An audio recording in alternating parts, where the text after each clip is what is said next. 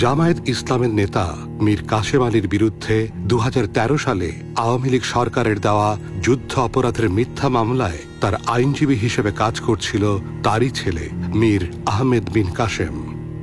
আমি আমার পিতার মামলায় নিয়োজিত আইনজীবী ছিলাম। আমার পিতার বিরুদ্ধে তৎকালীন রাষ্ট্রপক্ষ 22 জন মুক্তিযোদ্ধাকে নিয়ে আসে সাক্ষী দেওয়ার জন্য। আমরা এটাকে কাউন্টার করার জন্য 44 জন মুক্তিযোদ্ধার নাম দেই, যে 44 জন মুক্তিযোদ্ধা আমাদের পক্ষে সাক্ষী দেবে। তখন আদালত থেকে আদেশ দেওয়া হয় যে 3 জনের বেশি আনা যাবে না। মামলাটা এরকম ছিল যে একজনকে হাত পা বেঁধে সাঁতার করতে দেওয়া হতো। যখনই আসামি পক্ষ এমন কোনো যুক্তি তুলে ধরতো যেটা উত্তর রাষ্ট্রপক্ষে ছিল না, তারা এমনভাবে আইনটা পরিবর্তন করতো যাতে আমাদের এই আর্গুমেন্টটা নিষ্ফল হয়ে যায়। এই জিনিসগুলো গণমাধ্যমে উঠে আসছিল না। সরকার যেভাবে কথা বলতে তার চাইতো সেভাবেই তার কথা বলতে পারতো। প্রতিদিন মামলার শুনানির পর এই বিষয়গুলো আমি আমার পোস্টে তুলে ধরতাম। তো আমার এই পোস্টগুলো খুব অল্প সময়ের ভিতরেই আন্তর্জাতিক সম্প্রদায়ের নজরে আসে। তাদের কথা হচ্ছে যে একজন আইনজীবী এই অভিযোগগুলো তুলেছে, সরকারের বক্তব্য কি? সরকার তো জেনে বুঝেই কাজগুলো করছে, তারা তো ন্যায় বিচার করার ইচ্ছা তাদের ছিল না, তাদের কাছে এগুলো উত্তর ছিল না। আন্তর্জাতিক সম্প্রদায়ের কাছে তাদের এই ভাবমূর্তিটা নষ্ট হতে থাকে। তো অনেকেই বলেছে যে ওকে একটু সরে যেতে, কিন্তু ও বলেছে যে আমি আমার বাবার লয়ার হিসাবে আমাকে এই লড়াইটা লড়তে হবে, আইনি এই লড়াই আমাকে লড়তে হবে, কাজে আমি কোথাও যাব না। আমি যদি চলে যাই তাহলে ওরা খুব সহজেই আব্বুকে ফাঁসি দিয়ে দিবে।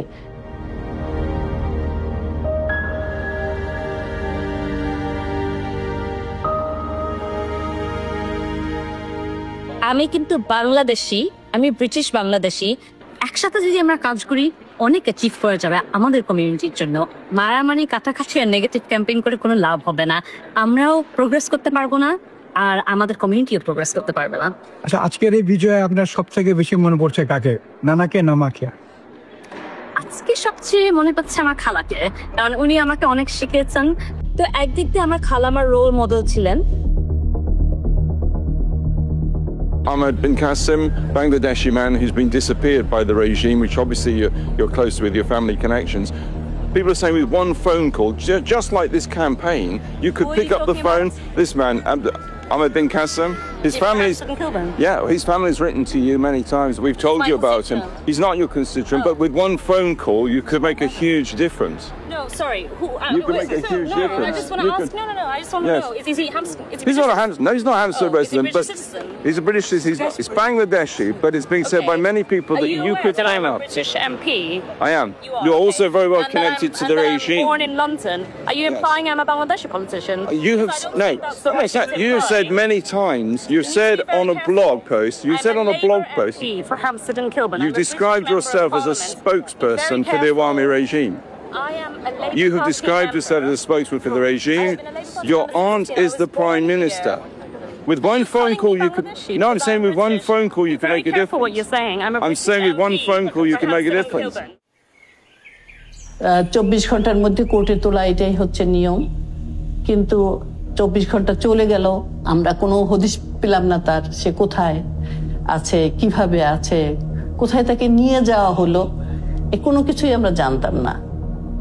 কিন্তু টানা 7 বছর আমরা জানতে পারলাম না আমার ছেলে আরমান কোথায় আছে।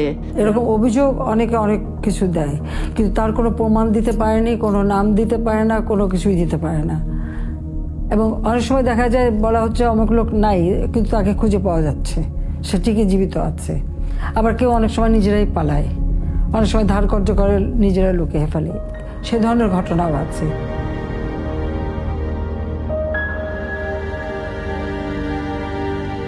(2008 থেকে 2024 পর্যন্ত বাংলাদেশে এক নির্মম ফ্যাসিস্ট শাসন চালায় তৎকালীন প্রধানমন্ত্রী শেখ হাসিনা। তার শাসনামলে এক অন্যতম হাতিয়ার হয়ে ওঠে গুম।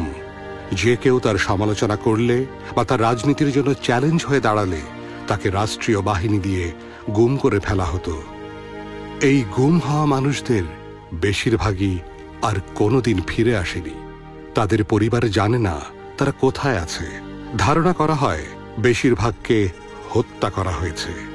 তবে তাদের মধ্যে কেউ কেউ আছে সৌভাগ্যবান, যারা 7-8 বছর পরে হলেও মুক্তি পেয়েছেন।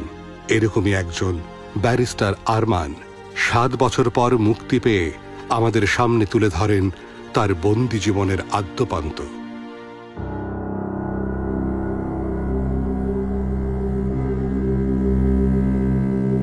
আমাকে যখন জোর করে চোখ বাঁধা অবস্থায় বাসা থেকে নিয়ে আসা হয়, আমি ঠিক বুঝতে পারছিলাম না আমাকে কোথায় নিয়ে যাওয়া হচ্ছে। অনেকক্ষণ গাড়ি চলার পর গাড়িটি একটি নিস্তব্ধ জায়গায় এসে থামলো। চোখ বাঁধা অবস্থায় আমাকে যখন ভেতরে ঢোকানো হচ্ছিল, আমি বুঝতে পারছিলাম যে খুব স্যাঁতস্যাঁতে এবং খুব বদ্ধ জায়গায় আমাকে ঢোকানো হচ্ছে। প্রচন্ড গরম এবং স্যাঁতস্যাঁতে, এবং আমি বিভিন্ন মানুষের কান্নার আওয়াজ শুনছিলাম।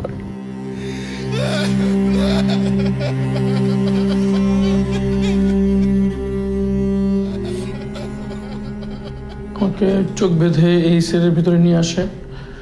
শুরু হয় আমার 8 বছর অন্ধকার জীবন।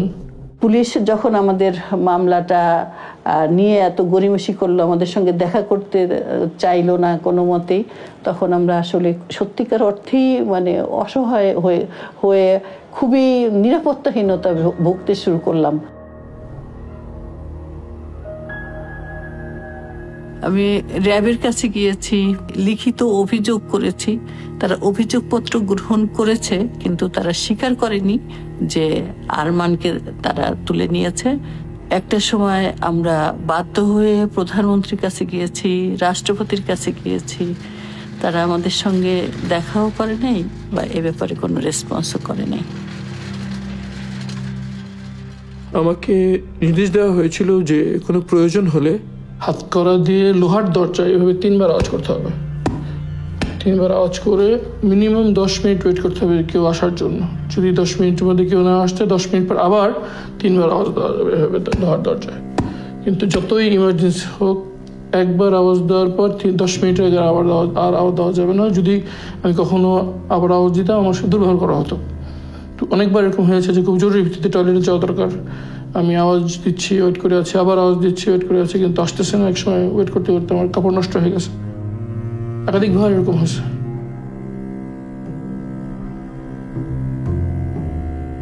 আমি যখন টয়লেটে যেতে যেতাম, তখন তোরা আমার বাম হাতের হাতকড়াটা খুলে দিত এবং ডান হাত থেকে আমার হাতকড়াটা ঝুলতো। টয়লেটে এসে আমি চোখটা একটু বড় করে খুলতাম, খুলে ওই ডান হাতকড়ার যে অংশটুকু ঝুলছে সেটা দিয়ে দিন সকালে টয়লেটে আসে একটা দাগ দিতাম। এভাবে করে প্রত্যেক দিনের জন্য 1 দাগ, এভাবে করে আমি দিনের হিসেব রাখছিলাম। আনুমানিক 6 মাস পর্যন্ত আমি এভাবে হিসেব রাখতে পারি। এরপর 6 মাসের মাথায় একবারে গার্ড বুঝে ফেলে যে আমি এভাবে এখানে দাগ দিয়ে হিসেব রাখছি। পরে অনেকজন রুমে আসে এবং আমাকে খুব বকাঝকা করে, খুব দুর্ব্যবহার করে এবং স্কেপার দিয়ে ঘষে সেই দাগগুলো সব উঠে দেয়। এই সেলে যখন আমি ছিলাম তখন বুঝতে পারতাম না যে বাইরে কি দিন না রাত। একবারের জন্য বলেনি আমি কোথায় আছি। আমার কাছে মনে হতো যে আমাকে জীবন্ত কবর দিয়ে দেওয়া হচ্ছে। এই অন্ধকার ঘরে বন্দি অবস্থায় তারা হাত করা পরে রাখতো, চোখ বেঁধে রাখতো 24 ঘন্টা। তখন আমি এটা কোনোমতেই মানতে পারছিল না। আমি বারবার বলতাম যে আমি তো বন্দি অবস্থায় আছি, দেয়ালের ভিতরে আছি, দরজা বন্ধ, এখানে কেন আমাকে চোখ বেঁধে রাখতে হবে, হাত করা পরে রাখতে হবে 24 ঘন্টা। তারা বলতো এটাই নির্দেশ, এখানে সব বন্দীদের সাথে এটাই করা হয়। আমার কাছে মনে হচ্ছে মেরে ফেললে অন্তত আমার এই যে কষ্ট হচ্ছে প্রচন্ড, সেটা থেকে আমার মুক্তি হবে। Bangladesh remains an important human rights priority area for the Foreign Office, and that we continue to raise allegations of enforced disappearance is at all levels of the government of Bangladesh. Prime Minister, what do you say to international NGOs who accuse your regime of suppressing human rights? That's a grave concern. What do you say to them?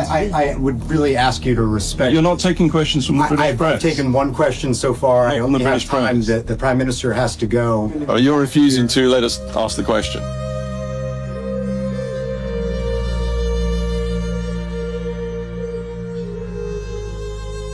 যখন সকালে প্রহরীরা নাস্তা নিয়ে আসলো, তো অনেক ভয়ে, অনেক কষ্ট, মানে মনে মনে আশঙ্কা নিয়ে ভীত সন্তুষ্ট হয়ে আমি বললাম যে আমি রোজা আছি। তো আমি চোখ বাঁধা অবস্থায় কিন্তু ফিল করছি যে প্রহরী এসে অনেকক্ষণ চুপ করে থেকে একটু মুখ খারাপ করে বললো যে সেরে কি দেখেছিস। তাই বললাম যে আমি সেই পানি খেয়েছি, পানি ছিল পানি খেয়েছি। তারপর তারা যেন আমাকে আর কিছু না বলতে পারে এই জন্য আমি নামাজে দাঁড়িয়ে গেলাম। 10 মিনিট আমি নামাজ পড়তেছি, দীর্ঘ নামাজ পড়তেছি, লম্বা সময় রুকু, লম্বা সিজদা দিয়ে দীর্ঘ নামাজ পড়তে যাচ্ছি। 10 মিনিট পর আবার 10-12 জন আসলো, এসে খুব খারাপ যে একজন বলতেছে ভং ধরছে, নামাজের ভং ধরছে, এটা দে একটা বাড়ি বলে ওয়ালে বাড়ি দিচ্ছে, আমার যে জায়গায় সিজদা দিই ওই জায়গাটা বাড়ি দিচ্ছে।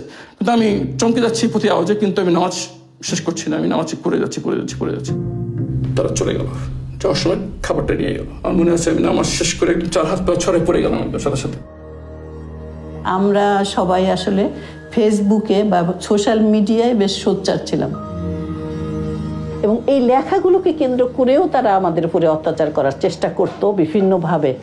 তো এটার জন্য জবাবদিহি করা, এটার জন্য বাসায় পুলিশ চলে আসা, ঘরের সমস্ত মালপত্র ক্রোক করে নিয়ে যাওয়া হচ্ছে, 3-4টা ভ্যান ভর্তি করে তারা আমাদের জিনিসপত্র নিয়ে গেছে।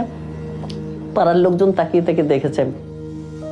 আমাদের কথাগুলো আমরা কোথাও বলতে পারি নাই, আমরা কোনো সাংবাদিক সম্মেলন করতে পারি নাই, আমরা কাউকে জানাতে পারি নাই, কারণ আমাদেরকে বলা হয়েছে যে যত বেশি আমরা প্রচার করব, যত মানুষকে বলবো, তত বেশি ওকে জীবিত পাওয়া আমাদের জন্য অনিশ্চিত হবে ব্যাপারটা।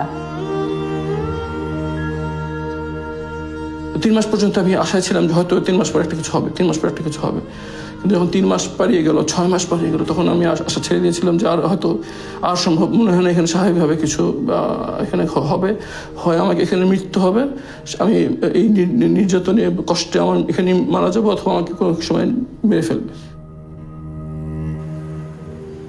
কখনো এখানকার পুলিশ, পল্লবী থানা পুলিশ এবং আশেপাশে আরো থানাগুলো, কতগুলো থানা একসঙ্গে আসতো যে আমাদের বাসায় তাদের আসতেই হবে, প্রতি মাসেই তাদের আসতে হবে।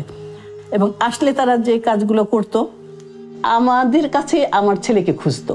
এটা ছিল আরেকটা রহস্যজনক ব্যাপার। আমার কাছে আমার ছেলে খুঁজতো, কেন খুঁজে? নিশ্চয়ই আপনি কোথায় গোপনে রেখেছেন, আপনি কোথায় লুকিয়ে রেখেছেন।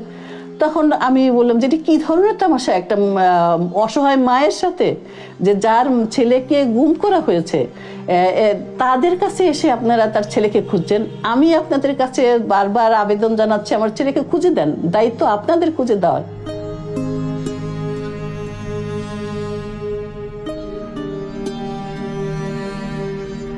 যখনই কোনো অসময়ে দরজা খুলতো, বিভিন্ন সময় তার পরিদর্শনে আসতো, তখন আমার কথা মনে হতো যখন মনে আমাকে নিয়ে মেরে ফেলবে আর কি। এরকম একটা হত্যা করে ফেলবে এই আশঙ্কা প্রতি মুহূর্ত, প্রতিদিন এই আশঙ্কা নিয়ে থাকতে হতো আর কি।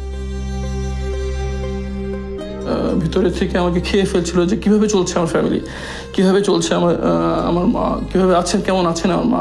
জানতে পারছিলাম না যে যেই পিতার জন্য আমি সবকিছু উৎসর্গ করে দিয়ে তার মামলা পরিচালনার জন্য নিজেকে নিয়োজিত করেছিলাম, তার মামলার কি হলো শেষ পর্যন্ত, তাকে কি খালাস দেওয়া হলো, যাবজ্জীবন দেওয়া হলো না ফাঁসি দেওয়া হলো, এটাও আমাকে জানতে দেয়নি তারা।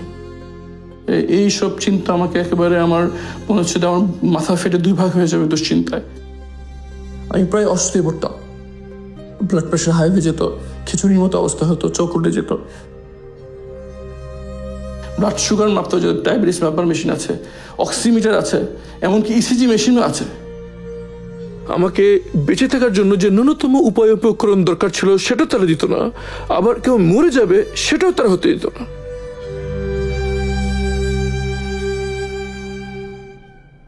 শেষ রাতের সময় এখানে প্রহরীরা ঘুমাতো আর কি।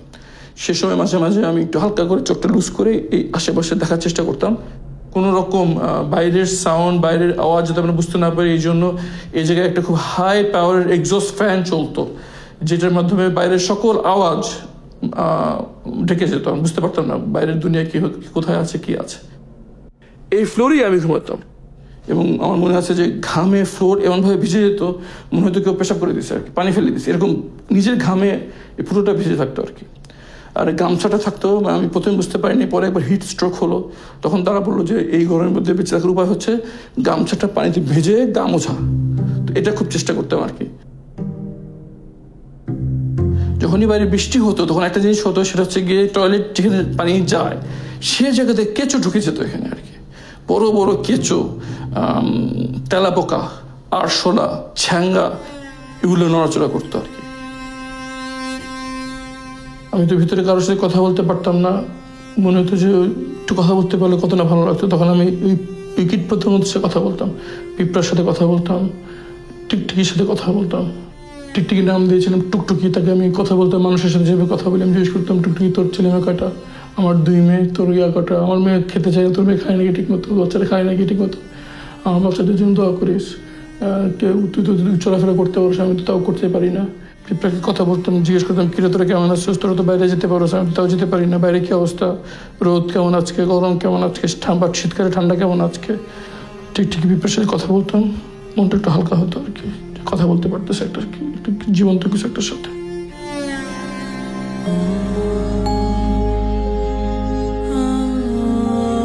সবচেয়ে বেশি কষ্ট লাগতো যখন বাচ্চাদের কথা মনে হতো আর কি।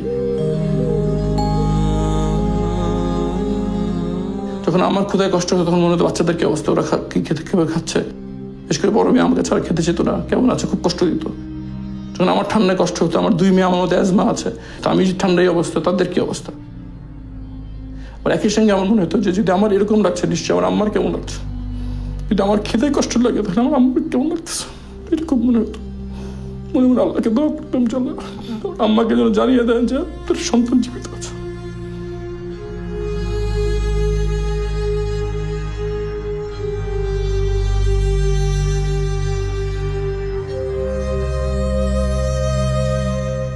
মেয়েকে আমি এভাবে ফেলে আসলাম অনিশ্চয়তার ভিতরে। সে যদি জানতো যে আমি মারা গেছি তাহলে হয়তো সে অন্য সিদ্ধান্ত নিতে পারতো, কিন্তু সেটা তো সে জানতে পারেনি আর কি। তার জন্য খুবই খারাপ লাগতো যে তার হক আমি তাকে দিতে পারিনি।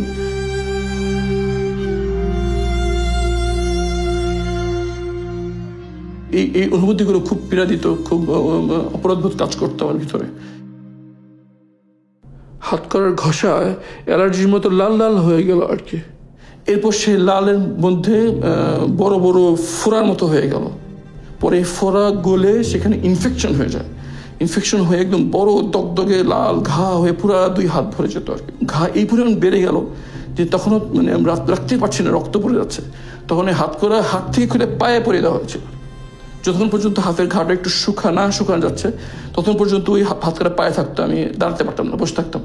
নামাজ ওই হাত করা অবস্থায় হাঁটু গেলে আমি নামাজ পড়তাম। লা ইলাহা ইল্লা আনতা সুবহানাকা ইন্নী কুনতু মিনাজ জালিমিন। লা ইলাহা ইল্লা আনতা সুবহানাকা ইন্নী কুনতু মিনাজ জালিমিন। মায়ের ডাকের মাধ্যমে যেমন জাতিসংঘ থেকে প্রতিনিধি দল এসেছিল, তার সঙ্গে সাক্ষাৎ করার চেষ্টা করেছি, কিন্তু সেটা আমাদেরকে করতে দেওয়া হয় নাই। আমরা হোটেল শেরাটনে যেখানে তারা অবস্থান করছিলেন সেখানে গিয়ে তাদের সঙ্গে দেখা করার চেষ্টা করেছি, কিন্তু বারবার আমাদেরকে গাড়ি ঘুরিয়ে দেওয়া হয়েছে, আমাদেরকে সেখানে ঢুকতেই দেওয়া হয়নি। আমাকে ছেড়ে দেওয়ার 3-4 দিন আগে খাবার দেওয়ার সময় একজন আমার হাত ধরে ফেলে এবং বলে যে খুব বেশি দোয়া করেন। আমি মনে করেছি যে এটা আমাকে তারা মেনে ফেলবে সিদ্ধান্ত নিয়েছে, এই পূর্বাভাস আমাকে দিয়েছে। বেশি বেশি করে ইবাদত বাড়িয়ে দিই এবং মানসিকভাবে তৈরি হয়ে হয়তো যেন সময় মেনে ফেলবে। মনে পড়ছিল আমার মা, আমার পিতা, আমার বাচ্চা, আমার স্ত্রীর কথা, যে তারা কিভাবে জানতে পারবে হয়তো কোনো নদীতে বা কোনো নর্দমায় আমার লাশ পড়ে থাকবে এবং তারা জানতে পারবে যে এরকম লাশ পাওয়া গেছে। হয়তো তারা মর্গে যে আমার লাশ শনাক্ত করবে, অথবা হয়তো কোনোদিন আমার লাশ কেউ পাবেও না। এইসব চিন্তা আমার মাথায় কাজ করছিল। আবার মনে মনে এইভাবে সান্ত্বনা দিচ্ছিলাম যে লাশ যাই হোক, রুহ তো আল্লাহর কাছে চলে যাবে। শেষ রাতের দিকে 10-12 জন প্রহরী হঠাৎ করে আমার সেলে ঢুকে পড়ে। আমি ঘাবড়ে যাই।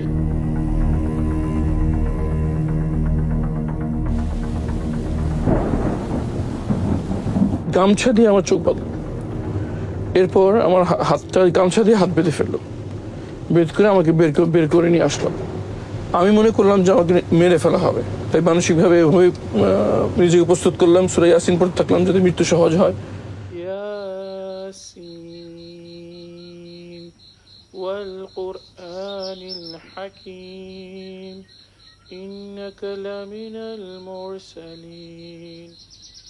গাড়িটা যখন থেমে যায় তখন ওই শোয়ানো অবস্থা থেকে আমাকে বসানো হয়। বসানো অবস্থায় তখন একজন সিনিয়র করে একজন আমাকে জিজ্ঞেস করছে যে আমরা কারা। আমি বললাম যে আমি জানি না, চোখ বাঁধা অবস্থায়। তারপর জিজ্ঞেস করলো যে তুই কোথায় ছিলি। আমি বললাম যে আমি বলতে পারবো না। তখন আমাকে বললেন যে সবাইকে এটাই বলতে হবে। তবে গাড়ি থেকে আমাকে নামিয়ে দেওয়া হয় আওয়াজ পেলাম যে গাড়িটি ট্রেনে চলে গেল।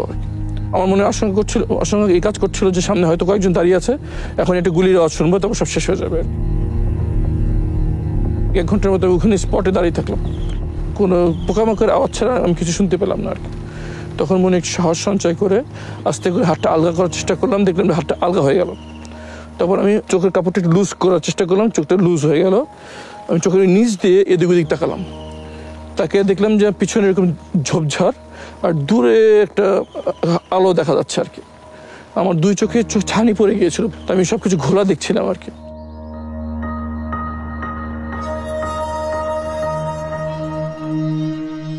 আমি নামাজের পর ইমাম সাহেবের কাছে গেলাম, যে আমি পরিচয় গোপন করে বললাম যে আমার অজ্ঞান পার্টি আমার সব নিয়ে গেছে।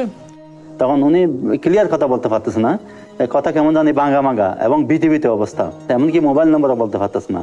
তখন আমি আর বেশি কিছু জিজ্ঞেস করলাম না। তখন উনি বললো যে আমাকে এখানে একটা হসপিটাল আছে ইবনে সিনা, ওই হসপিটালের মধ্যে একটু আমাকে পৌঁছে যেতে পারলে ভালো হয়। তখন আমি ওনাকে হসপিটাল পর্যন্ত পৌঁছে দিলাম।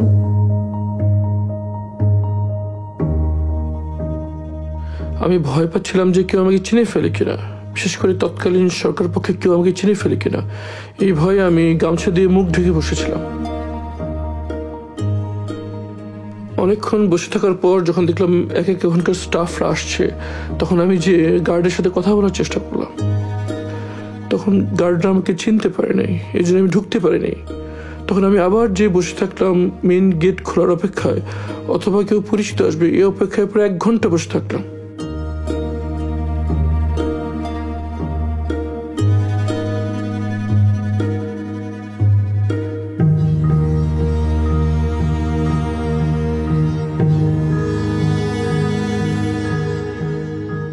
এক ঘন্টার মতো আমি বসে থাকলাম, কিন্তু পরিচিত কাউকে পেলাম না। এরপর যখন রোগীদের আসা যাওয়ার জন্য প্রধান গেটটি খুলে দেওয়া হয়, তখন আমি ভিতরে চলে যাই।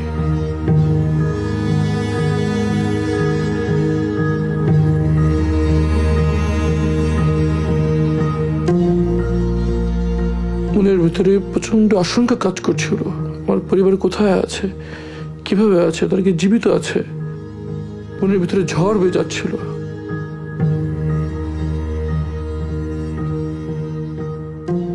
একটু পর ইবনে সিনার পিআর অফিসার আশরাফ সাহেব সেখানে আসেন। উনি আমাকে আমার রুমে নিয়ে যান, যদিও তিনি আমাকে তখন চিনতে পারেন নাই। আমি ওনার কাছে স্মার্টফোনটা নিয়েই আমি গুগলে যাই এবং আমার নাম সার্চ দিই। সার্চ দেওয়ার সাথে সাথে এই ছবিটা স্ক্রিনে ভেসে ওঠে। তখন আমি ঠিক আমার চেহারা কাছে ভেবে নেই, আমাকে দেখা যায় ওনাকে চিনেন কিনা। তখন সাথে সাথে ভাই আমাকে চিনতে পারে এবং খুব আবেগ আপ্লুত হয়ে পারেন আর কি।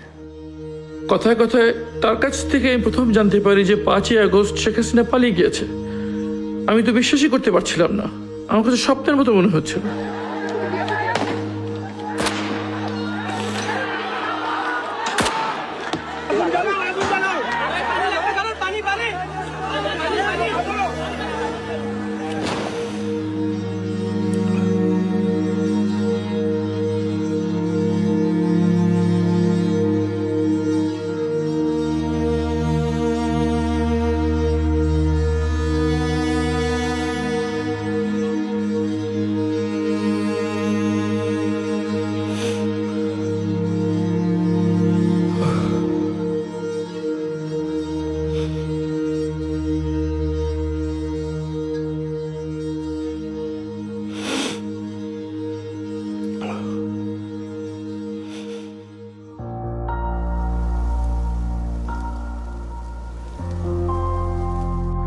ক্ষমতায় থাকলে সাধারণ মানুষকে দাবার গুটির মতো মনে হয়, ক্ষমতায় থাকলে মানুষকে আর মানুষ মনে হয় না। ক্ষমতার চেয়ার তো খুব উপর থেকে সবকিছু যেমন ছোট লাগে, সাধারণ মানুষের সেটা ক্ষুদ্র মনে হয় আর কি। এই সেই বেডরুম যেখানে ফ্যাসিস্ট হাসিনা থাকতো। এভাবে মানুষ মেরে সে কিভাবে ঘুমাতো এখানে?